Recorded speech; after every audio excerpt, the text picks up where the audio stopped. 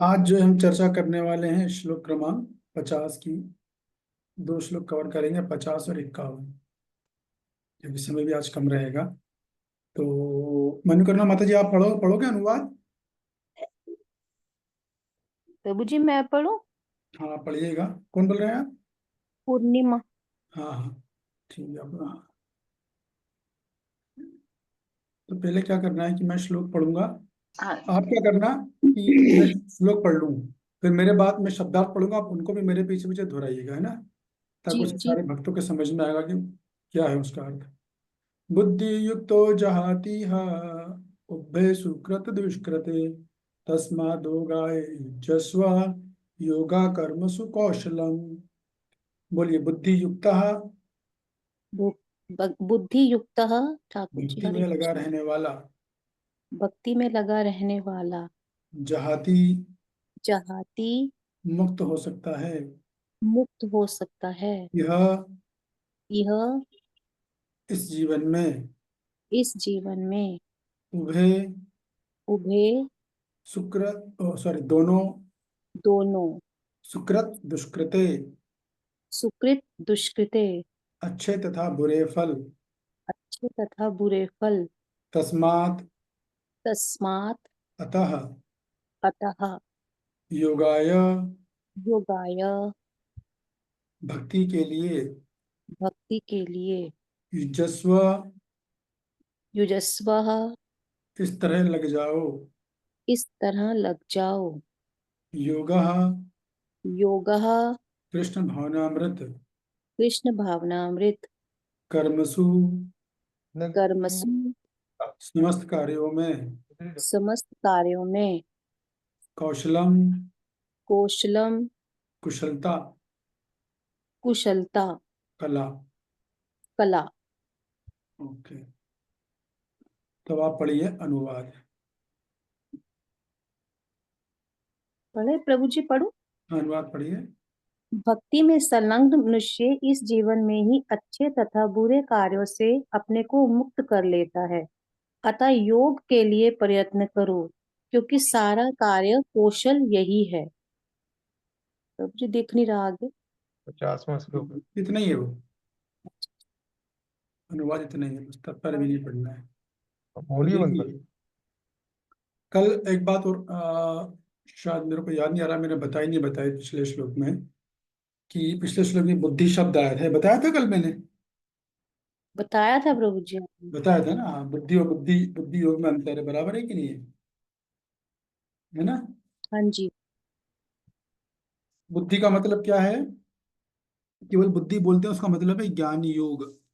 ठीक है? और जब बुद्धि युक्त बोलते हैं या बुद्धि योग बोलते हैं तो वो निष्काम कर्म योग या भक्ति योग हो गया है। तो ये आपको समझना है। तो कर्मकांड को क्या हम लोग बुद्धि योग कहेंगे? क्या कोई बोलेगा? पिछले श्लोक में हमने कर्मकांड की बात करी 49 में, दुविरण हावरम कर्मा, है ना? तो कर्मकांड को बुद्धि योग बोलेंगे क्या? हाथ उठाइए, रेज योर हैंड। अनीता जी, कर्मकांड को बुद्धि योग बोलेंगे हम? हरे कृष्णा प्रभु जी नमस्कार। प्रभु जी बुद्धि योग कर्म कांड को बुद्धि योग नहीं बोलेंगे। हाँ, गुड। क्यों नहीं बोलेंगे? क्योंकि प्रभु जी कर्म कांड है वो सकाम कर्म कांड है और बुद्धि योग का मतलब है निष्काम कर्म योग और भक्ति योग जिसमें कि हम लोग फल को ग्रहण नहीं करते हैं। हाँ, गुड, ये बढ़िया आंसर है। एक और भी, और कोई आंसर हो सकता है? और कोई आंसर देना चाहेगा? रंगनारायण माता जी, कर्मकांड को बुद्धि योग हम क्यों नहीं बोलेंगे? एक तो उन्होंने बता दिया माता जी ने, एकदम हाँ क्लियर। जी, मैं भी यही कहना चाहती थी कि कर्म कांड तो है ही, सकाम कर्म है, तो इसको बुद्धि योग कैसे कहेंगे? ठीक है, लेकिन इसको हम ये बोल रहे हैं कि एक बात ये भी है कि कर्म कांड वाला जो व्यक्ति करता है, उसको ऐसा माना जाता है कि इसमें बुद्धि नहीं है। ठीक है? क्यों ऐसा माना जाता है? क्योंकि वो आ, लेकिन देखा तो कोई तो बोल सकता है कि नहीं, बुद्धि तो उसमें है। भाई, सकाम कर्मों को भोगने की तो भोग रहा है ना, वो तो इतना प्रयास तो कर रहा है वो, यज्ञ कर रहा है, यज्ञ की विधियां कर रहा है, तो बुद्धि तो उसमें है। तो ऐसा कहा था कि उसमें बुद्धि नहीं है, तो उसका क्या अर्थ है? मेरी बात समझ में आई? अगर हम ये बोले कि सकाम कर्मी में बुद्धि नहीं है, ठीक है, बुद्धि योग तो समझ में आ गया, वो बता दिया आप लोगों ने। अगर हम ये कहें कि सकाम कर्मी है, उसमें बुद्धि नहीं है प्रभु जी, तो कोई बोलेगा अरे बुद्धि तो उसमें है, तभी तो इतनी कोई सकाम कर्म करना कोई आसान बात थोड़ी है। जब बहुत ताकत लगती है, बहुत श्रम लगता है, बहुत ऊर्जा लगानी पड़ती है, बहुत समय देना पड़ता है, बुद्धि तो है उसमें। लेकिन हम बोल रहे हैं बुद्धि नहीं है, तो बुद्धि नहीं का क्या अर्थ होगा, कौन बताना चाहेगा? यस कांता जी। हरे कृष्ण प्रभु जी। बुद्धि नहीं है का अर्थ प्रभु जी ये होगा क्योंकि वो शास्त्रों के अकॉर्डिंग कोई भी कार्य नहीं कर रहा है और कृष्ण को सेंटर सेंटर में नहीं रखा है करके, इसलिए प्रभु जी। आपका प्रयास तो बहुत अच्छा है, लेकिन सकाम कर्मी तो सारे काम शास्त्र के अनुसार ही करता है ना, यज्ञ वगैरह तो शास्त्रों में नहीं, विकर्मी नहीं करता है। सकाम कर्मी तो जी जी। वो शास्त्रों के अनुसार ही करता है, बस एक वो इंद्रिय भोग करता है, करता शास्त्र के अनुसार। ये तो अंतर है विकर्मी में और सकर्मी में, इसको फिर से समझ लो आप। विकर्मी भी अपना इंद्रिय तत्व का भोग करता है, सकर्मी भी अपने इंद्रियों का भोग करता है। अंतर ये है कि जो विकर्मी है वो शास्त्रों के नियमों को विपरीत करता है, और जो सकाम कर्मी है या जो कर्मकांडी वो शास्त्रों के विधि विधान के अनुसार करता है। ये अंतर है। यस रंगा रानी माता जी। हाँ जी, हरे कृष्ण प्रभु जी, धन्यवाद प्रणाम। हाँ जी। प्रभु जी, ऐसे ही मैं गैस कर रही हूँ, बाकी कंफर्म नहीं है कि जैसे बुद्धि जो है ना उसकी, जो कृष्ण को सेंटर में करके नहीं है तो वो ना के बराबर ही है बुद्धि। अगर हम भगवान के लिए कार्य नहीं कर रहे हैं, सिर्फ अपनी इंद्रिय तृप्ति के लिए कर रहे हैं, तो हाँ बराबर, वो एकदम बिल्कुल सही है। ना के बराबर ही बुद्धि हुई। सही है, यही बात है। तो बुद्धि नहीं का इसका अर्थ ही होता है कि एक्चुअली में वो सकाम कर्मी इस बात को नहीं समझ रहा है कि उसे मानव शरीर मिला हुआ है, लेकिन वो इस बात को समझ नहीं रहा है कि मैं शरीर नहीं, मैं आत्मा हूँ। इसलिए उसको बोला जा रहा है कि ये मूर्ख है, क्योंकि ये समझ ही रहा है कि मनुष्य शरीर का लक्ष्य आत्म साक्षात्कार है। इसलिए बोलते हैं इसमें बुद्धि नहीं है, क्योंकि वो जो कार्य कर रहा है सकाम कर्म करेगा, फिर क्या करेगा? उस कर्म जन्म मृत्यु के चक्कर में सदैव बंधा रहेगा वो। पुनरपि जननम पुनरपि मरणम। वो आत्मज्ञान के बारे में सोचेगा ही नहीं, वो भगवत ज्ञान के बारे में सोच नहीं रहा है, इसलिए बोलते हैं बुद्धि नहीं है। ये बात थी, ठीक है ना? तो बढ़िया, आप लोग उत्तर सही है, गलत नहीं है। तो ये तो हमने कल चर्चा कर ली थी कि आप जो है गर्हित कर्मों से दूर रहो। गर्हित कर्म क्या होते हैं वो बता दिए थे। अब रही बात आज की, तो देखिए क्या बोल रहे हैं भगवान। बुद्धि युक्तो जहाती वे। तो बुद्धि युक्त तो मतलब क्या हुआ है? बुद्धि युक्त का मतलब कौन सा योग होगा शिवानी जी? अभी बताया था आपने, रिपीट कीजिए उसको। प्रभु जी निष्काम कर्म योग और हाँ भक्ति योग। बिल्कुल सही। तो बुद्धि युक्त तो जहाती ही, जहाती यानी क्या होगा कि जो निष्काम कर्म योग में लगा हुआ है। रूपा जी ने अनुवाद में लिखा है भक्ति में लगा रहने वाला, ठीक है ना? देखो आप ऊपर अपनी स्क्रीन पे देखो। लेकिन बलदेव विद्याभूषण बताते हैं कि जो बेसिकली इस श्लोक में निष्काम कर्म योग की महिमा का बखान किया गया है। और प्रभुपाद जी भक्ति योग की महिमा का बखान करेंगे और निष्काम कर्म योग के बारे में कुछ बोलेंगे शायद। तो बात यह है कि भगवान अर्जुन से बोल रहे हैं बुद्धि युक्त तो जहाती है, जहाती ने लगे रहना या मुक्त होना। तो क्या करो, जो बुद्धि योग में निष्काम कर्म योग में लगा रहता है लगातार, तो क्या होता है? इसी जीवन में, जहाती है इसी जीवन में, उभय यानी दोनों, उसको क्या होता है? दोनों फल मिल जाते हैं। बुद्धि युक्तो जहाती है, जो निष्काम कर्म में लगातार लगा हुआ है, उसको दोनों सुकृतो और दुष्कृतो दोनों फल मिल जाते हैं। दोनों फल मिल जाने का मतलब क्या है कि जब कोई व्यक्ति निष्काम कर्म योग करता है, तो वो अनंत कोटि काल के पिछले जन्म के जितने शुभ और अशुभ कर्म थे, जितने सुकृत और दुष्कृत कर्म थे। सुकृत और दुष्कृत कर्म का मतलब क्या है? पाप और पुण्य। अच्छे और बुरे फल का मतलब का पाप और पुण्य। पिछले जन्मों में जो उसने इतने सारे पाप किए, उनके फल से भी मुक्त हो जाएगा, और जो पुण्य कार्य किए उनके फल से भी मुक्त हो जाएगा। अर्थात वो पूरी तरह से कर्म बंधन से मुक्त हो जाएगा। किससे? बुद्धि युक्त हो जाती है। यदि वो बुद्धि योग करता है, बुद्धि योग में निरंतर लगा रहता है, तो उभय ने दोनों, दोनों सुकृत और दुष्कृत फलों से वो मुक्त हो जाएगा अर्जुन, ठीक है? इसलिए क्या करना है तुमको? तस्मात योगाय युज्यस्व। युज्यस्व यानी इसी तरह लगे रहो। किसमें लगे रहो? इसी योग में, किसी तस्मात योगाय। तो तस्मात यानी अतः, योगा यानी योग में, इसी तरह इस योग में लगे रहो। कौन से योग में लगे रहो? निष्काम कर्म योग में लगे रहो। तस्मात योगाय युज्यस्व। और इसमें लगे रहो तो फिर क्या बोला, योगा कर्मसु कौशलम, यही यही इस योग के कर्म की कुशलता है। कार्य की कुशलता क्या है, इस योग में लगे रहो। मैं फिर से रिपीट कर रहा हूँ, बुद्धि युक्तो जहाती है, पहली लाइन के शुरू के दो शब्द, निष्काम कर योग में लगातार रहे लगे रहो। उससे क्या हो रहा है, उभय सुकृत दुष्कृते, आप दोनों पाप और पुण्य के कर्म के फलों से मुक्त हो रहे हो। वो भी अनंत कोटि के, इस जन्म के नहीं। जब से सृष्टि में आप, सृष्टि की रचना हुई, जब से आप इस सृष्टि में आए हो, सोचिए कितना बड़ा लाभ है। अनंत कोटि जन्म हुए हैं हमारे, उन सब में जो पाप पुण्य की, उनसे मुक्त हो जाओगे, उनके फलों से मुक्त हो जाओगे।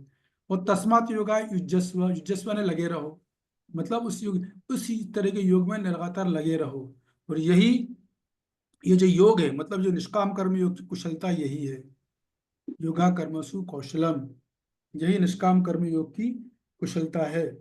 तो इसी प्रकार प्रभुपा जी बोलेंगे, बुद्धि योग को भक्ति योग से ट्रांसलेट करेंगे, तो भक्ति योग और जुहाती है, भक्ति योग में लगे रहो, पाप पुण्य के फलों से मुक्त हो जाओ। और इस तरह लगे रहने से, लगातार लगे रहोगे तो क्या, लगातार लगे रहो, और इस योग में लगातार लगे रहो, यही भक्ति योग की कर्म की कुशलता है। योगा कर्मसु कौशलम, जैसे मैंने बताया ना, योग को भगवान ने अलग अलग तरीके से डिफाइन किया है, कल की क्लास में मैंने बताया था। योग का मतलब क्या है, एक अर्थ है योगा कर्मसु कौशलम, कि ये योग मतलब यही कार्य की कुशलता है। अभी देखिए, अगर आप भौतिक जगत में जाओगे तो वहाँ कार्य की कुशलता का आकलन अलग अलग तरीके से किया जाता है। मान लो कोई विद्यार्थी है, वो कार्य करेगा तो उसे कुशलता कब मानी जाएगी, मेरिट लिस्ट में आ गया तो सब बोलेंगे भैया ऐसा कार्य करो, इतनी कुशलता से कार्य करो कि अपने लक्ष्य को पालो, मेरिट में टॉप कर लो। कोई मूर्तिकार है, उसने मूर्ति का कर्म किया बनाने का, तो उसकी कुशलता कब मानी जाएगी, जब उसने पत्थर से मूर्ति निकाल ली। कोई चित्रकार है, उससे कार्य की कुशलता कब मानी जाएगी, जब बहुत सुंदर, आकर्षक, मनमोहक, रोचक वो चित्र या तस्वीर या पेंटिंग बना लेगा। कोई म्यूजिशियन है, कोई सिंगर है, तो इसी प्रकार उनकी कुशलता का आकलन किससे किया जाएगा, कि उन्होंने किस तरह से उस कार्य में कितना परफेक्शन है, कितनी सिद्धि हासिल करी। और भौतिक जगत के माहौल में इसी को कर्म कौशल माना जाता है, कि आप जिस प्रोफेशन में आप जो भी कार्य कर रहे हो उसमें टॉप पे पहुंच जाओ, बस वही जीवन की कुशलता, वही कार्य की कुशलता है। लेकिन ये कुशलता नहीं है। सही कुशलता क्या है, कि इस तरह से कर्म करो कि आपने जितने आज तक कर्म पाप किए हैं उनके फलों से भी मुक्त हो, और जो पुण्य किए हैं उनके फलों से भी मुक्त हो जाओ। तो कोई पूछ सकता है, पर पाप तो समझ में आ गया भाई, पाप करते हैं फल दुखदाई होता है, लेकिन पुण्य कर्म का फल तो सुखदाई होता है। तो भगवान उससे मुक्त होने के लिए क्यों बोल रहे हैं, कौन बताएगा उसका उत्तर। यस सनिता जी। कृष्ण ओ प्रभु सॉरी, हाँ बोलिए। पुण्य फलों के होने के लिए इससे कहा जा रहा है कि चाहे फल अच्छे हो या बुरे हो, दोनों के लिए जन्म मृत्यु के चक्र में आना पड़ता है उनको भोगने के लिए। तो हाँ अच्छा उचित है। हाँ, बोलिए बोलिए, पूरा बोलिए, अच्छा बोल रहे हो। तो ये इसीलिए बोला जा रहा है कि सिर्फ मात्र पाप फलों से मुक्त नहीं होना है, पुण्य होना चाहिए, क्योंकि पुण्य फलों को भोगने के लिए भी हमें कोई ना कोई दिन देनी पड़ेगी और उससे उनका उनका फल भोगना पड़ेगा। हाँ, तो आप पाप करोगे तो भी फल भोगना, पुण्य कार्य करोगे तो भी फल भोगना है। आप रास्ते में जा रहे हो, आपने किसी भूखे को खाना खिला दिया है, बस अब आपको केवल उससे खाना खाने के दोबारा जन्म में आना है, अगला जन्म लेना है।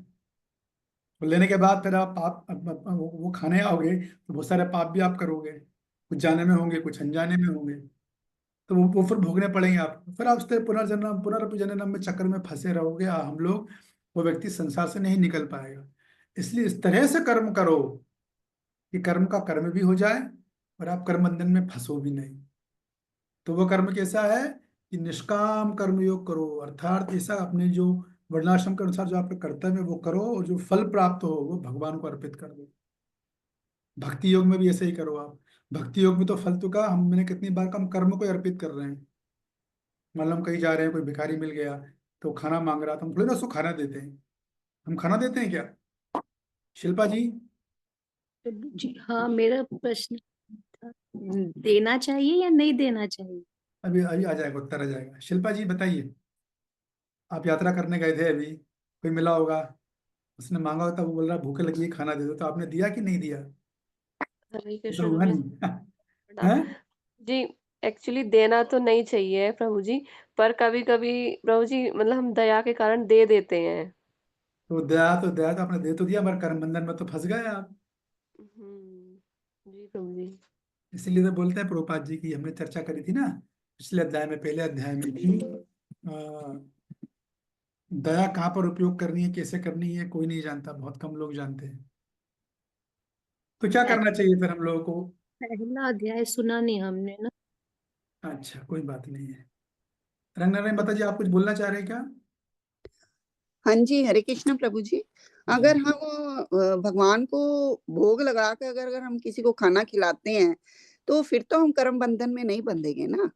बिल्कुल। खिलाने का तो कोई वो नहीं है, खिला सकते हैं, बट हमें पहले भगवान को ऑफर करना है, फिर वो प्रसाद रूप में उनको देना है। मतलब हम उनको खाना नहीं दे रहे हैं, हम प्रसाद दे रहे हैं उनको। ठीक है, तो वही बात है, कहने का भाव यही था कि भक्त लोग कभी भी किसी को खाना थोड़ी देते हैं, हम लोग तो प्रसाद देते हैं। हम लोग खाना कहाँ देते हैं? हम लोग देते ही नहीं।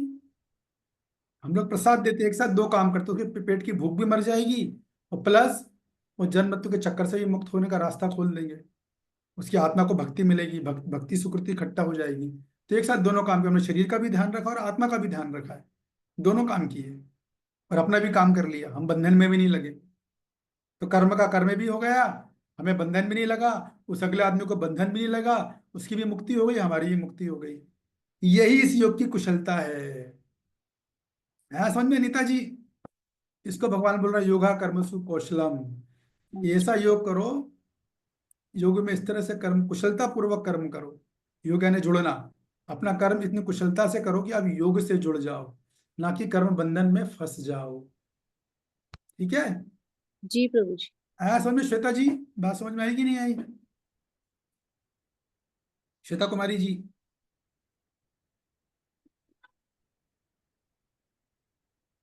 हरे कृष्णा प्रभु जी, दंडवत प्रणाम। धन्यवाद, प्रणाम। समझ में आया? हाँ जी। Good, very good. Anita ji, प्रश्न तो अभी मत पूछिएगा, बाद में पूछिएगा, ठीक है? तो कहने का मतलब ये है कि भगवान ये इसी बात को बता रहे हैं कि बुद्धि युक्तो जहाती है उभय सुकृत दुष्कृतो। बुद्धि योग में इस तरह से लग जाओ, बुद्धि योग में अगर तुम लग जाओगे तो क्या होगा? सुकृतो दुष्कृतो से मुक्त हो जाओगे। और तस्मात योगाय युज्यस्व, इसी प्रकार इसी योग में लगे रहो, यही योग की कर्म की कुशलता है। ये बात भगवान ने आप बोल दी है। तो भगवान बोल रहे हैं निष्काम कर्म योग, बलवृद्ध बुद्ध भूषण भी निष्काम कर्म योग बोलेंगे, प्रभुपाद जी भक्ति योग बोलेंगे। पढ़िए तात्पर्य। जी प्रभु जी। पढ़िए। जीव आत्मा अनादि काल से अपने अच्छे तथा बुरे कर्मों के फलों को संचित करता रहा है। फलतः वह निरंतर अपने स्वरूप से अनभिज्ञ बना रहा।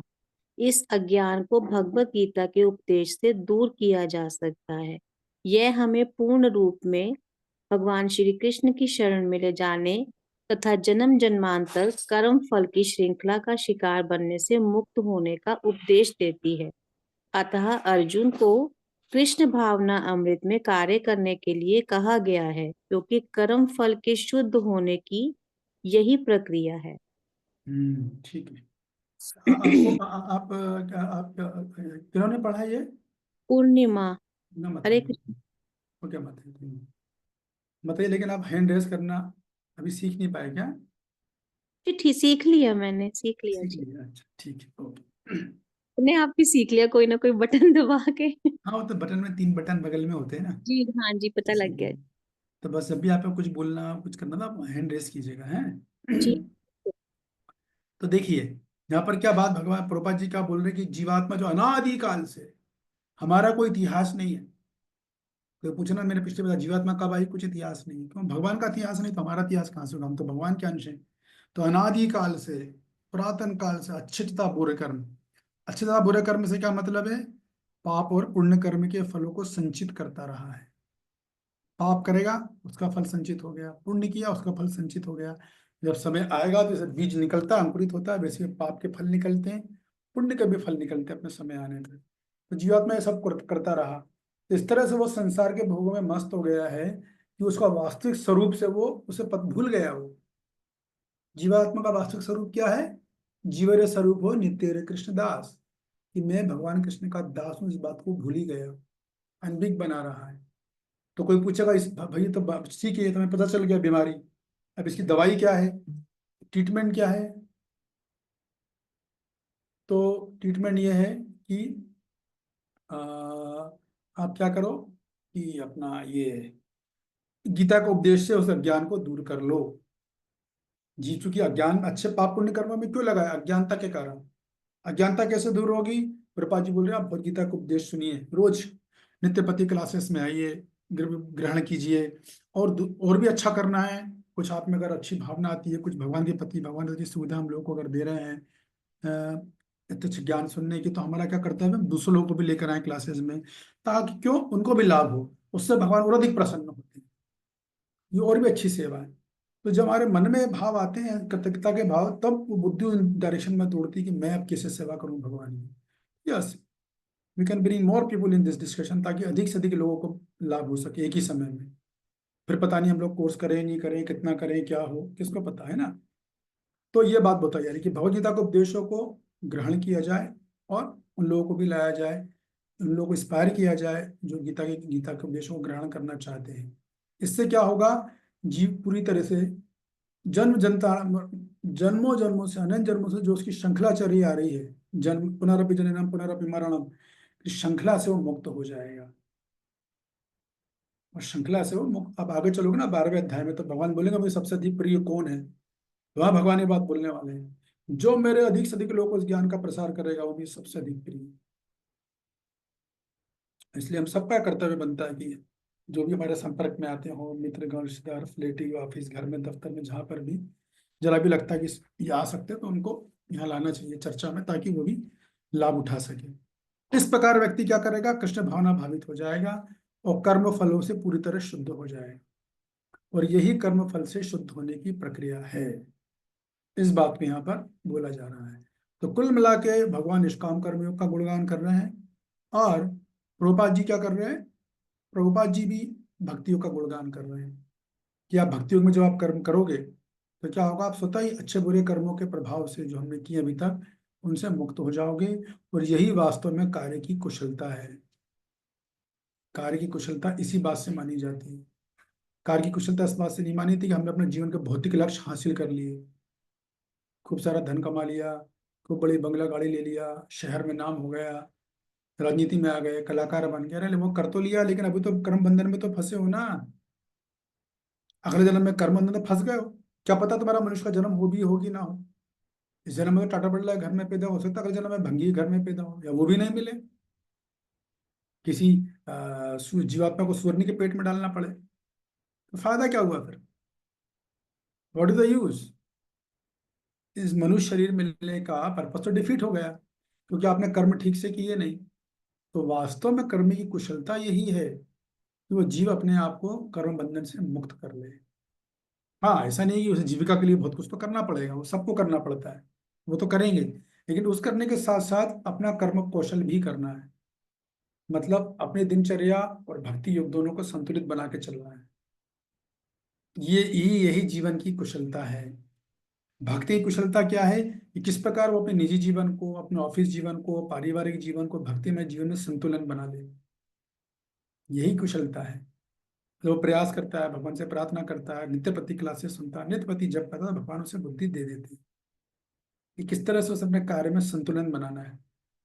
आजकल के लोग जिंदगी में परेशानी इसलिए है तो संतुलन नहीं बना पाते हैं चीजों में। लोग रिश्तों में संतुलन नहीं बना पाते हैं, कोई अपने आसपास जो दोस्त हैं या मित्र, उनसे संतुलन नहीं बना पाते हैं, चीज़ों से संतुलन नहीं बना पाते हैं, अपनी दिनचर्या में संतुलन नहीं बना पाते हैं, अपने खान पान में संतुलन नहीं बना पाते हैं। कब खाना है, कब सोना है, कितना खाना है, कितना सोना है, सब पता होना चाहिए कि मुझे पास 24 घंटे में किस तरह से मुझे अपने 24 घंटे में किस तरह से मैं अपना जीवन का संतुलन बनाऊं कि मेरे सारे कार्य हो जाए।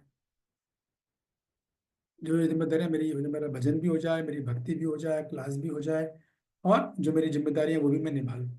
बल्कि जब हम भक्ति करते हैं और फल भगवान को अर्पित करते हैं, तो भगवान ऐसा सहायता करते हैं कि हमारे कार्य हम अद्भुत तरीके से कर लेते हैं। भगवान वो कुशलता दे देते हैं, जो कार्य पहले हम 2 घंटे में करते थे, वही कार्य भगवान की कृपा से 1 घंटे में हो जाएगा। आगे कार्य की कुशलता। या भगवान ऐसा काम दे देंगे कि 2 घंटे वाला काम छोड़ो, 1 घंटे वाला काम करो, ऐसा भी दे देंगे। बस ये हमें विश्वास रखना चाहिए वाणी पर, अपना प्रयास करते रहना चाहिए। समय पर आने पे मैंने कहा ना, क्रिया की प्रतिक्रिया जरूर होती है। आपने क्रिया करी है, फल तो आना है।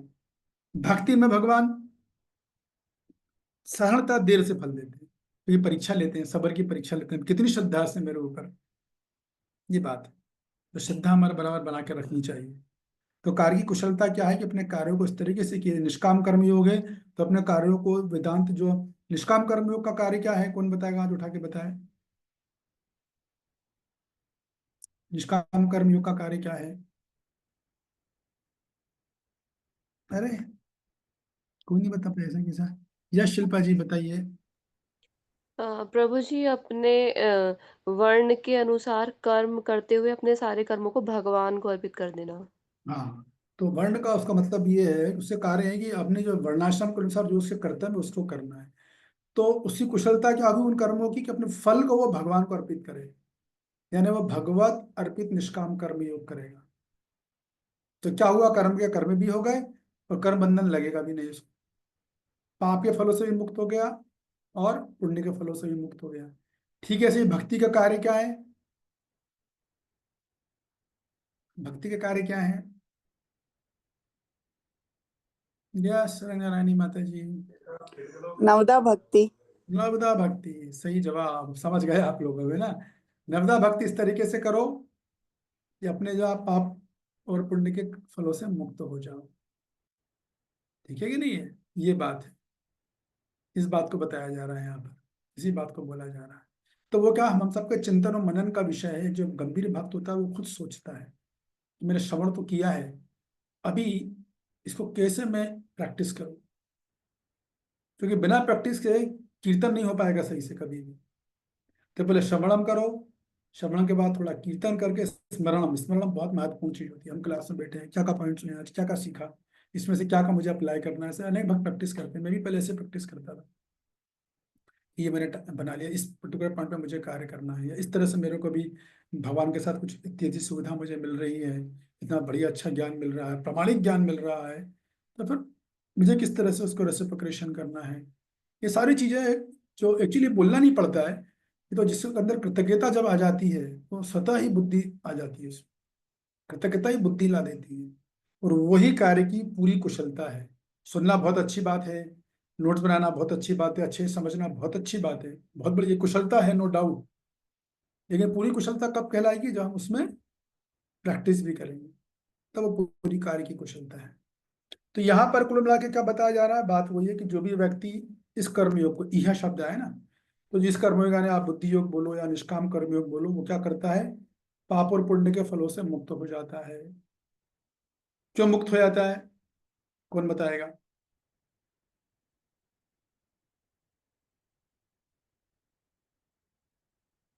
यस जय गौरी जी। क्योंकि प्रभु जी वो अपना जो कर्म है वो भगवान को समर्पित कर रहा होता है।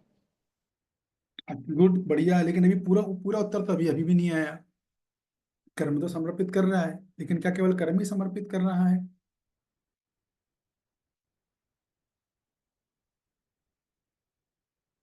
और क्या निष्काम कर्म योगी कर्म को समर्पित कर रहा है क्या? सिंपल एकदम, एक ही चीज को मैं दूसरे एंगल से पूछ रहा हूँ, एक ही चीज है बस। आप लोगों को सबको इसका उत्तर पता है कि क्यों निष्काम कर्म योग का योगी या भक्ति योगी क्यों आ, अपने पाप और पुण्य के फलों से मुक्त हो जाता है। सिंपल प्रश्न है एकदम, थोड़ा सा आपको विचार करना पड़ेगा बस। एक ही चीज को मैंने बताया ना, कई बार बता चुका हूँ मैं। अभी तो अगर मैं पूछूंगा तो मेरा बताइए, तुरंत बता देंगे। बताइए कांता देवी जी। हरे कृष्णा प्रभु जी। प्रभु हम्म, जी भक्ति योग में कर्म और फल दोनों को कृष्ण को अर्पित कर देते हैं और निष्काम हम्म। में only फल कृष्ण को अर्पित करते हैं प्रभु जी। हाँ, ये है सही जवाब। भक्त जो निष्काम कर्म होगी वो क्यों मुक्त होगा पाप और फल से, क्योंकि उसने पूरे फल को भगवान को अर्पित कर दिया। अब भक्ति होगी तो फल तो छोड़ो, कर्म को भी अर्पित कर रहा है, दोनों कर रहा है वो, कर्म और फल को। जब वो कर्म और फल अर्पित कर देगा तो पाप पुण्य से कहाँ लगेगा, कर्म बंधन से मुक्त हो जाएगा, और यही कार्य की कुशलता है। ठीक है ना? श्लोक क्रमांक 51 आप पढ़ोगे रंगना नहीं माता जी? हाँ जी, हरे कृष्णा प्रभु जी, धन्यवाद। कर्मजां बुद्धि युक्ता ही फलम त्यक्त्वा मनीषिणा जन्म बंधन विनिर्मुक्ता पद्म गच्छन्त नामयम्। तो आप इस मेरे पीछे पीछे बोलिएगा, रुकिए, बोलिएगा।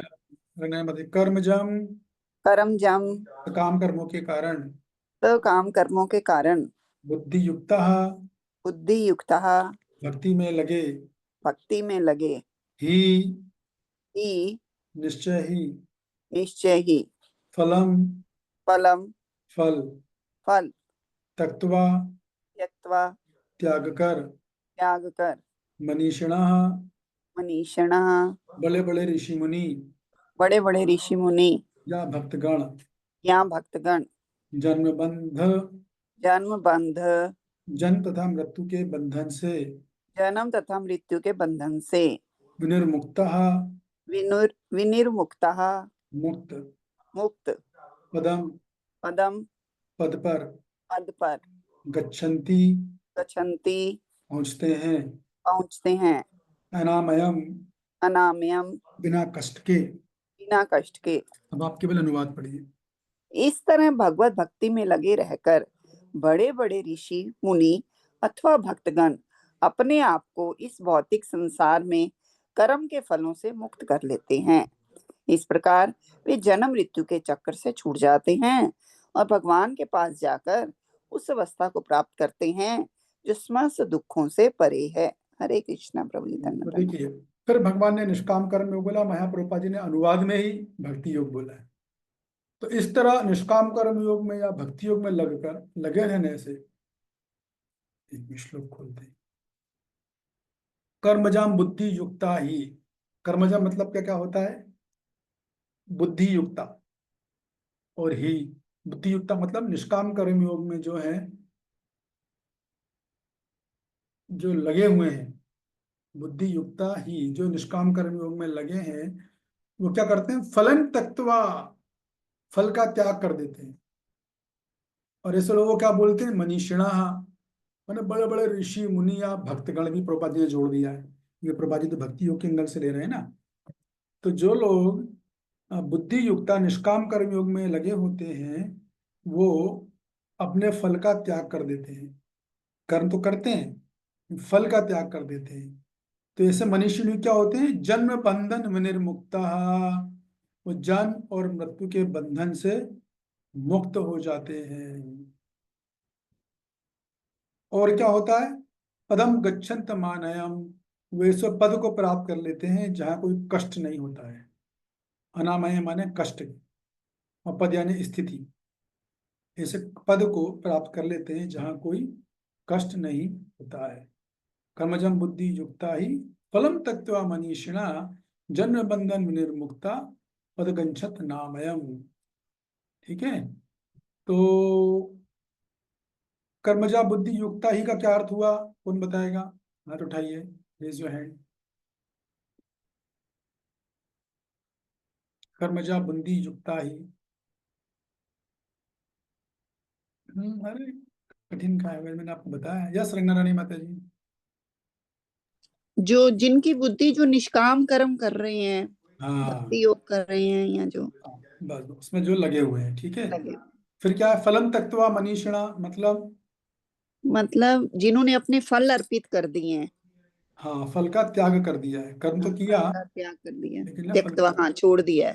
फलम त्यक्त्वा मनीषिणा, तो ऐसे लोगों को मनीषिणा बोलते हैं। तो हम्म। क्या होता है? सेकंड लाइन फिर क्या है? जन्म बंधन वो विनिर्मुक्ता, जन्म बंधन से विमुक्त हो जाते हैं, इस बंधन से। और क्या होता है? पदम और गच्छन्ति फिर नामयम्। वो ऐसी जगह पहुंच जाते हैं जहाँ कोई कष्ट नहीं है, भगवान शिवानी, के पास, मतलब। गुड शिवानी, तैयार हो जाइए। कर्मजाम बंधा बुद्ध युक्ता ही। इसका मतलब प्रभु जी कि जो लोग भक्ति योग में लगे हुए हैं, निष्काम कर्म योग में लगे हुए हैं, और जो अपने फलम त्यक्ता मनीषिणी, जो अपने फलों का त्याग कर देते हैं, जो बड़े बड़े ऋषि मुनि भी हैं, जन्म बंध विमुक्ता, वो जन्म मृत्यु के चक्कर से पूरी तरह से मुक्त हो जाते हैं। पदम गच्छ अंत न्यामयम, और अंत में उसको प्राप्त करते हैं जहां पर उन्हें किसी भी प्रकार का कोई कष्ट नहीं भोगना पड़ता। बहुत बढ़िया, बहुत अच्छा। हरे आप लोग कृष्णा तो बहुत प्रभु बड़े जी। बड़े मनीषी बन गए सारे, सारे के सारे। नहीं? खुशवानी जी, अब आप भी मनीषी हो गई। बताइए प्रभु जी अनिता जी। ऐसे ही श्लोक कराया करो, ऐसे तो हमें ध्यान मतलब गीता आ जाएगी। हाँ हाँ, अनिता जी, कर्मजा कर्मजा बुद्ध युक्ता ही का अर्थ बताइए।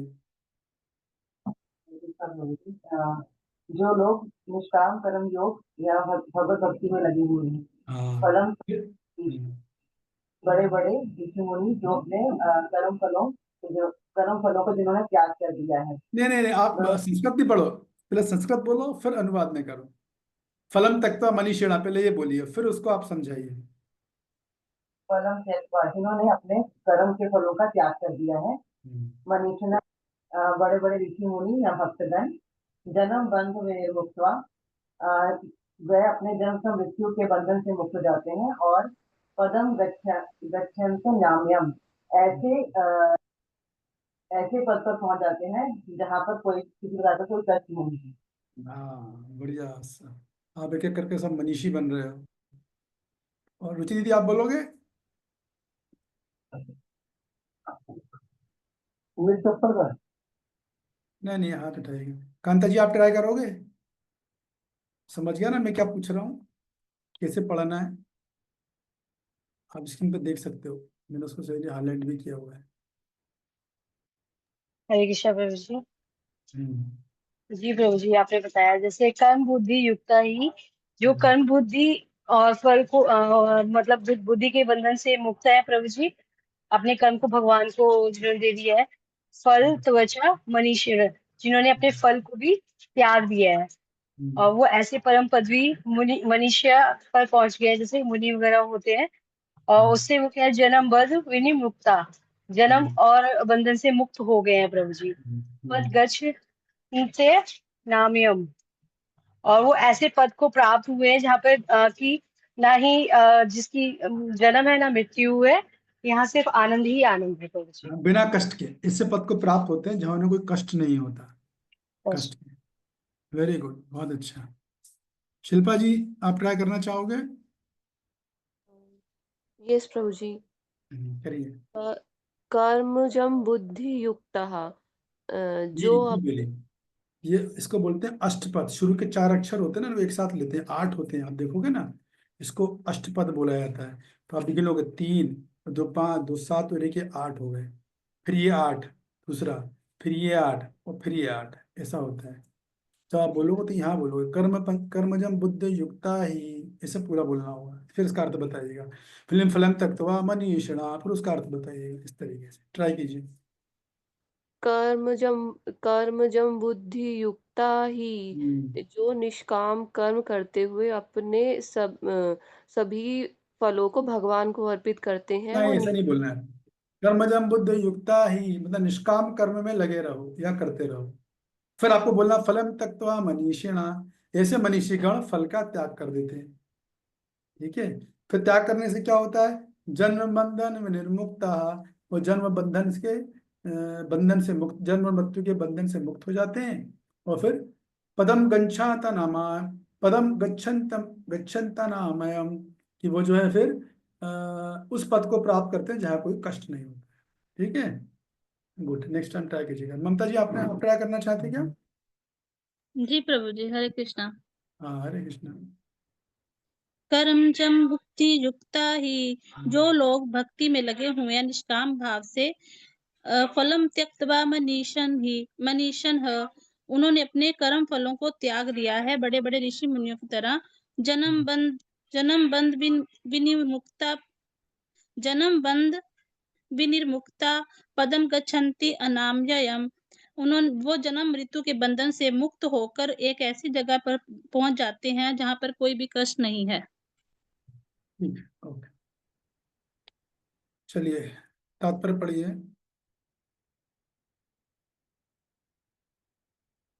चलिए मैं पढ़ता हूँ आज। मुक्त जीवों का संबंध उस स्थान से, तात्पर्य प्रभुपाद जी के द्वारा है ना। मैं पढ़ती हूँ प्रभु जी। एक पढ़ूं? मिनट रुकिए ठीक। रुकिए। हाँ ठीक है, अच्छा पढ़िए, लेकिन आप ध्यान रखिएगा मैं जहाँ रुकूँ आपको रुकना है ना। ठीक है। पढ़िए। तात्पर्य शील प्रपात जी के द्वारा, शील प्रपात की जय। मुक्त जीवों का संबंध उस स्थान से होता है जहाँ भौतिक कष्ट नहीं होते। भागवत में 10.14.58 में कहा गया है, स्माश्रिता ये पद पल्लवम महत्पदम पुण्य यशो मुरारे भव अम्बुदीर वत्स पदम परम पदम पदम पदम यद विपदाम न तेषाम। जिसने उन भगवान के चरण कमल रूपी नाव को ग्रहण कर लिया है जो दृश्य जगत के आश्रय हैं और मुकुंद नाम से विख्यात हैं, अर्थात मुक्ति के दाता हैं, उसके लिए यह भवसागर गोखुर में समाये जल के समान है।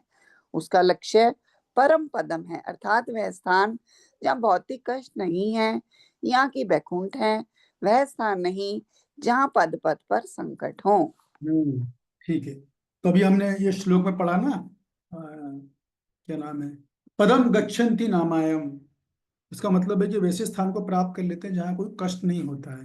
तो प्रभुपाद जी ने उसी स्थान की चर्चा कर दी। कोई पूछेगा वो कष्ट कहाँ पर कहाँ है भाई, तो आपको पता होगा 3 तरह के जीव होते हैं, मैंने बताए थे आपको।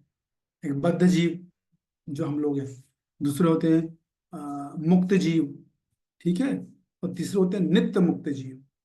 तो बद्ध जीव का मतलब वो है जो इस संसार के बंधन में बंधे हैं, विकर्मी बोलो और अपना सकर्मियों को बोलो, ठीक है ना, वो तो पाप कर्म के चक्कर में फंसे हुए हैं।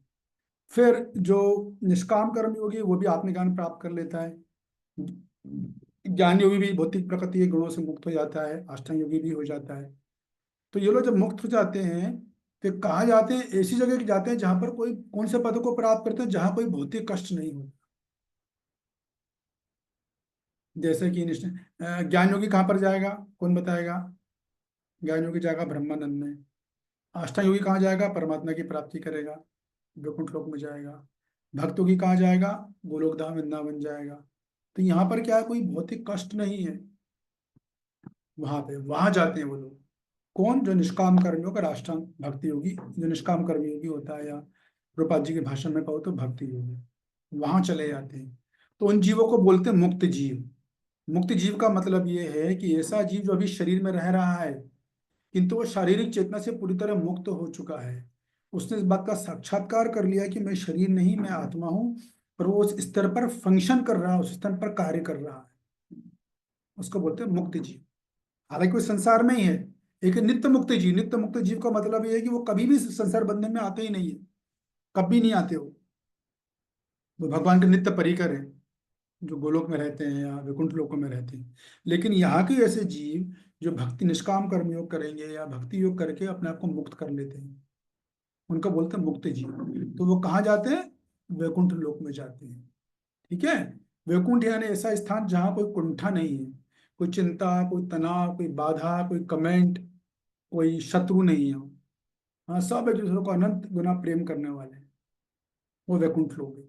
वहाँ कोई कुंठा नहीं है, वैकुंठ है ना, बिना किसी कुंठा के, बिना किसी चेतना, बिना किसी ईर्ष्या से मुक्त स्थान है। तो वो ऐसे भौतिक कष्ट जो उस स्थान में जाते हैं वो क्या करते हैं, वहाँ कोई भौतिक कष्ट नहीं होते हैं। तो भौतिक कष्ट एक अर्थ तो ये है कि वहाँ पर जन्म, मृत्यु, जरा और व्याधि नहीं होती। न बार बार जन्म होगा आपका, न बार बार मृत्यु होगी, न बुढ़ापा आएगा, न शरीर को कोई रोग लगेगा। वाह, क्या लाइफ है! कोई रोग नहीं शरीर को, खा पियो मस्ती करो, जितना खाओगे सब पच जाएगा। कोई रोग नहीं, ना डॉक्टर के पास जाना है, नर्सिंग होम जाना है, कुछ नहीं करना है, बिंदास जीवन जिएगा। जन्म कभी होना है, जन्म का कष्ट नहीं मिलेगा आपको। मृत्यु में तो बहुत कष्ट होता है, जन्म में भी उतना ही कष्ट होता है, मृत्यु में थोड़ा कष्ट ज्यादा होता है। तो जन्म में कष्ट से मुक्ति हो जाएगी आपकी, मृत्यु से मुक्ति हो जाएगी, बुढ़ापा तो आएगा नहीं। बुढ़ापा का कष्ट भी बहुत खतरनाक होता है, लेकिन दिक्कत ये है कि जो उस बुढ़ापे को जो सह रहे हैं वही समझ सकते हैं, हर आदमी अभी समझ नहीं पाएगा। मेरे पर जरूर भगवान की विशेष कृपा हो गई कि मैंने भरी जवानी में ही 15 साल लगातार बुढ़ापे का कष्ट उठा लिया है। तो मुझे बड़े बूढ़े वृद्ध व्यक्तियों की जो उन्हें, उनको जो शारीरिक पीड़ा होती है, जो उनको मानसिक पीड़ा होती है, उनको जो भावनात्मक पीड़ाएं होती है, वो मैं बहुत अच्छे से समझता हूँ। इसलिए उनको डील करने में मैं काफ़ी केयरफुल रहता हूँ। और मेरी इच्छा भी है कि मैं कृष्ण भावना भावित वृद्धाश्रम खोल के वरिष्ठ भक्तों की सेवा करूँ। अब भगवान से प्रार्थना कीजिएगा मेरा सपना पूर्ण करें भगवान। तो वैकुंठ लोक का भौतिक, वहाँ इस तरह का भौतिक कष्ट, जन्म मृत्यु जरा व्याधि नहीं होता है। ऐसी जगह वो चले जाता है। यहाँ तो वो चारों जगह वही चल रहा है, बार बार जन्म हो रहा है, पुनरपि जननम पुनरपि मरणम हे संसारे बड़े दुस्तारे, बार बार शंकराचार्य बोलते हैं, जन्म लेगा, मृत्यु लेगा, कष्ट भोगेगा, फंसा रहेगा बार बार। लेकिन ये जब मुक्त हो जाता है वो, तो ऐसी जगह चले जाता है। कौन जाते हैं? तो प्रभुपाद जी ने 10वें श्रीमद् भागवतम का 10वां अध्याय का 10वें स्कंद का 14वें अध्याय का 58वां श्लोक कोट किया। बड़ा अच्छा श्लोक है। समाशिता से पद पल्ल पल्लवम महत पदम पुण्य यशो मुरारे भवाम बुद्धि बस पदम परम पदम पदम पदम यत विपदाम न तेषाम। ये हालांकि संसार के जीव इस जगत में एंजॉय करने आए, भोग करने आए, अपने अपने ख्वाब लेकर आए, एसल वर्ल्ड में जाऊंगा मैं, क्या है वो, कर लो दुनिया मुट्ठी में, इस तरह के लोगों के वो होते हैं सपने। लेकिन सच बात क्या है? पदम पदम यत विपदाम न तेषाम। इस भौतिक जगत में हम लोग ऐसे जगत में जहाँ हर कदम कदम पे विपत्तियां, बाधाएं, परेशानियां लगातार आती हैं, पदम पदम हर पग पग पर है। तो जिस जगत में हम रह रहे हैं, हमें पद पद पे विपत्तियां, बाधाएं, कष्ट है।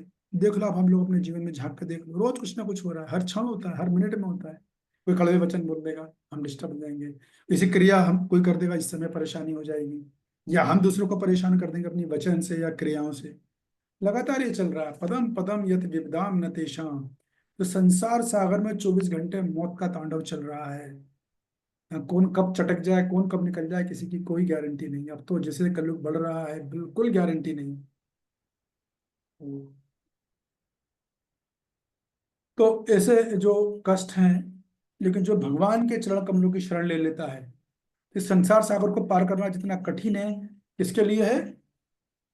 जिसने भगवान की शरण ले ली, जिसने भगवान की शरण ले ली है, उसके लिए विशाल महासागर कितना छोटा बन जाता है। गाय के बछड़े के खुर में कितना पानी आता है? गाय के खुर तो फिर भी थोड़े बड़े, उसके बछड़े के खुर तो और भी छोटे होते हैं। जितना पानी आता है उतना छोटा है सागर हो जाता है, तो उसको हम पार कर सकते हैं साधु की कृपा से, वैष्णव की कृपा से वो सागर छोटा हो जाता है, भगवान की कृपा से छोटा हो जाता है। इसीलिए भगवान कृष्ण का क्या नाम है? मुकुंद। माने हमें संसार बंधन से मुक्ति यदि कोई दिला सकता है तो भगवान श्री कृष्ण ही दिला सकते हैं। इसी बात को यहाँ पे बताया गया है कि यही कर्म की कुशलता है कि आप जो है अपने आप को इस स्थिति में रखो कि निष्काम भाव से कर्म करो, कोई फल की आशा नहीं करो। तो क्या होगा? आप उन दोनों कर्मों से मुक्त हो जाओगे। शंकराचार्य जी बोलते हैं उससे क्या होगा? फिर आप आत्मज्ञान प्राप्त करने के बाद आप ब्रह्मानंद में जा पाओगे। रामानुजाचार्य जी भी इसी बात को बोलते हैं। नहीं नहीं, वो तो शंकराचार्य बोलते हैं ज्ञान योग करो। रामानुजाचार्य तो वैष्णवाचार्य बोलेंगे नहीं, आप भक्ति योग में कर्म ऐसे करो कि आप पाप पुण्य कर्मों से, शुभ अशुभ कर्मों से के फलों से मुक्त हो जाओ। यही योग की कुशलता है। और क्या करो? एक कैसे करोगे? भगवान को समर्पित करते हुए कर्म करो, भगवत समर्पित कर्म करो, भगवान की प्रसन्नता के लिए कर्म करो। इसी बात को मध्वाचार्य बोलेंगे, सभी इसी बात को बोल रहे हैं, सभी आचार्य। कर्म की कुशलता यही है भक्ति योग में, किस तरह से कर्म करो कि आप कर्म बंधन से मुक्त हो जाओ, उस परम धाम की प्राप्ति करो। ये इन दोनों श्लोकों का अर्थ है। तो कुल मिला के क्या करना है? कर्म के फल से आसक्ति को हमको छोड़ना है, ये बात है।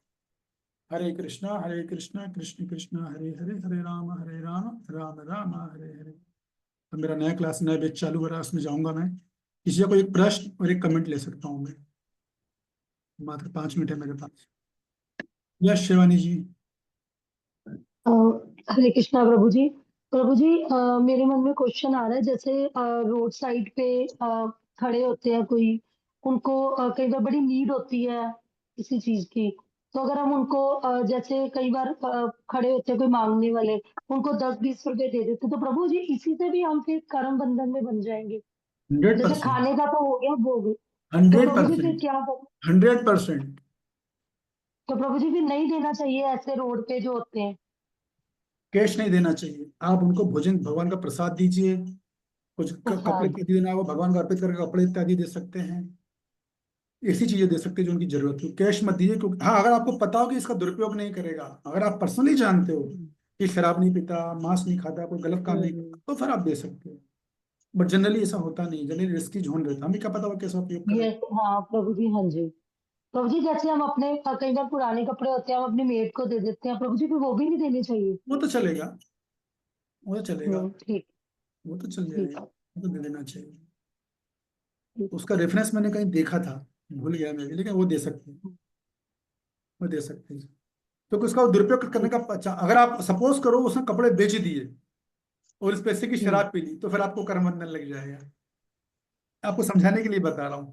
तो अपने बुद्धि लगानी पड़ती है, अपने रिलेशनशिप देखनी पड़ती है, पर्सनली देखना पड़ता है। ठीक है, कमेंट खत्म, मेरे को खत्म करना है, दूसरे बेच में जाना है। कौन करना चाहता है कमेंट? क्या सुनीता जी कमेंट कर रहे हैं आप? तो क्वेश्चन था रिलेटेड। आवाज नहीं आ रहा आपका। तो क्वेश्चन था मेरा एक। अब समय बचा ही नहीं है मेरे पास, छोटा सा तो ले लेता हूँ। मैं कमेंट पूछ रहा था, कमेंट किसको देना है? कोई देना चाहता है? ठीक है, बोलिए। तो जी देखिए मैं अभी दे थोड़ा सा तो मैं बोली कि समझ के दे रही हूँ। आवाज नहीं आ रहा आपका अनिता जी, ब्रेक हो रहा है, आवाज क्लियर नहीं है आपका आज। अब आ रही आवाज समझी? हाँ अभी बोलिए। जी, तो मेरा प्रश्न ये था कि जैसा अभी बोला कि अपने ध्यान नहीं देना चाहिए किसी को, जो मांगने वाले होते हैं ध्यान वगैरह, उनको ध्यान नहीं देना चाहिए। तो जैसे धाम में भी हम लोग कई बार देखा है कि हम देते हैं पैसे धामवासी में भी। समझ नहीं आते, आपकी आवाज बहुत इनको हो रही है, गूंज रही है, शोर आ रहा है। आप मुझसे पर्सनली पूछ लेना, ठीक है? मैं कमेंट ले लूँ बस इनका, पूर्णिमा जी का, फिर एंड करता हूँ। यस मन्या जी बताइए। हरे कृष्ण प्रभु जी। आपका कमेंट एक वर्ड में, जैसे आपकी बातें सुनते हैं, यू आर द ज्ञान द सागर। मतलब आपके अंदर बहुत ज्ञान है, मुझे ऐसा प्रतीत होता है आपकी आवाज आवाज से, आपके सत्संग से। तो गुरु की कृपा है माता जी, गुरु की कृपा है, आप लोगों का आपका सहयोग है। लगता है कि अभी तो हमें बहुत, मतलब आप जैसे कहते हैं ना कि वो ब्रज क्लास शुरू करनी है भागवतम, तो वो भी आप में भरपूर है मेरे ख्याल, मुझे ऐसा लगा है आपकी किसी क्लास लेकर। ज्ञान का सागर। मतलब वो वक्ता भी हमेशा जो श्रोता पर निर्भर करता है। श्रोता बढ़िया से भाग ले रहे हैं, पार्टिसिपेट कर रहे हैं, उत्साह से भाग ले रहे हैं, इसको अच्छे बहुत सच, से। बहुत क्लासेस अटेंड करी है मैंने, बहुत हम्म, जगह, पर इतनी क्लैरिटी नहीं हम्म, आवाज में, मीनिंग में। आपका मतलब तुरंत आंसर है। उसके लिए बहुत मेहनत की है माता जी हम लोगों ने, गुरु जी हाँ, की कृपा वही रही। वही वो आपको देख के, यही आपके क्लास को अटेंड करके यही ऑब्जर्व किया मैंने कि आपका तुरंत आंसर है एकदम से। हम्म, ठीक है, थैंक यू वेरी मच। कल फिर मिलेंगे हम लोग। सॉरी, कल क्या है, कल तो छुट्टी है, शनिवार रविवार तो पता है हम हरे लोग को ऑफ कृष्ण रहता प्रभु है। जी। तो मैंने आप लोगों को बताया हुआ कि सोमवार और अब मेरे 7 मार्च तक यही समय रहेगा, पौने 6 से पौने 7। ठीक है ना? प्रभु जी कल वो वाली क्लास होगी जो रजिस्टर्ड हुई है? कल माता जी मेरा नया बैच, नया कोर्स चालू हो रहा है ना शाम को। ओके, तो फिर उसका मैसेज आ जाएगा। नहीं, कल तो होगी नहीं, कल तो शनिवार है, वैसे भी नहीं होगी। अच्छा, नहीं संडे को नहीं, होगी। प्रभु जी जो आपने जो रजिस्टर्ड करी है गीता क्लास, जो 8 हाँ वो तो कल होगी ना, यस यस, वो तो कल होगी। वो वही प्रभु आप जी टाइमिंग। होगी, प्रभु जी हरे कृष्णा प्रभु जी। हाँ जी, कैसे होगी? वो तो कल शाम को 4 बजे से है ना, 4 से 6 टाइम पता चार है ना से आपको? प्रभु जी उसका 4 बजे। लिंक आएगा अलग से या कोई ग्रुप बना है या मेल पे आएगा, नहीं, कैसे आप आएगा लोगों को कल? सबको आईडी मिले होंगे ना, अपने अपने रजिस्टर्ड किया होगा तो। देखिए, दो चीजें हैं। एक तो आप लोगों को जब रजिस्टर्ड किया होगा डायरेक्ट तो आईडी मिला होगा, और यदि मैंने रजिस्ट्रेशन किया तो मैं ग्रुप पे लिंक डाल दूंगा, दोनों चीज हो जाएंगी, कोई चिंता नहीं है।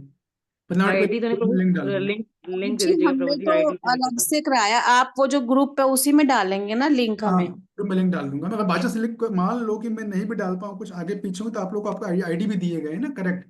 तो आप साइड में जाकर अपना ईमेल आईडी डालिए, पासवर्ड डालिए, और मेरा कोर्स दिखेगा, उसमें ज्वाइन कर लीजिएगा डायरेक्ट से। प्रभु जी अभी कॉल आई अगर थी किसी वहीं से। को नहीं आए तो ये करना अटेंड। क्यों नहीं आएगा? सिंपल है ना। आप भाई, आप लोगों ने भक्ति शास्त्र भी तो किया हुआ है ना। आप साइट पे जाओ, इस्कॉन भगत नाथ विद्यालय की, वहाँ मेरा कोर्स दिखेगा आपको। वहाँ पे आप अंदर जाओगे तो उसमें लिखा है, आप अपना आईडी डालोगे, पासवर्ड डालोगे, खट से अंदर हो जाओगे। नहीं तो लिंक ठीक में है। भेज ही रहा हूँ वैसे भी। हाँ लिंक का भी ठीक है प्रभु लिंक जी। में भेजूंगा, आप चिंता मत करो। ठीक है, ओके। जी thank you very much. Hare Krishna. Hare Hare Krishna. Hare Hare Krishna. Krishna Hare आप लोग, कृष्णा प्रभु जी, धन्यवाद प्रणाम। हरे आप लोगों ने कृष्ण काफी प्रभु लोगों में जी। सहयोग हरे किया इस कृष्णा कोर्स के प्रभु लिए। जी, धन्यवाद प्रणाम। हरे मैं आपको कृष्ण बताना प्रभु। चाहता हूँ, इस कोर्स में मेरे लगभग 87 रजिस्ट्रेशन, 87 हुए हैं। हाँ, कॉन्ग्रेचुलेशन प्रभु जी। हाँ, उसमें आप लोगों का बहुत सहयोग है। रामेश्वरी जी अभी आज शायद है नहीं वो। मैं चाह रहा था आप सब उनके लिए अनम्यूट होकर उनके लिए एक बार महामंत्र बोले। उन्होंने अकेले ने मेरे को 20 से 22 रजिस्ट्रेशन करवा के दिए हैं। हरि अच्छा। बोल। बाकी देवी जी उन्होंने करवा के साथ दिए, अनीता जी ने भी किए, रंगनारी माता जी ने भी दिए, कई लोगों ने सहयोग किया मेरे को उसमें, रीना जी ने भी किया है, कई शैल्या जी ने भी किया। काफी लोगों ने सहयोग किया, तो आप लोगों के सहयोग से इतना अच्छा रजिस्ट्रेशन हो पाएगा। आप लोग का बहुत बहुत धन्यवाद, थैंक यू। हरे कृष्णा प्रभु जी, सादर प्रणाम।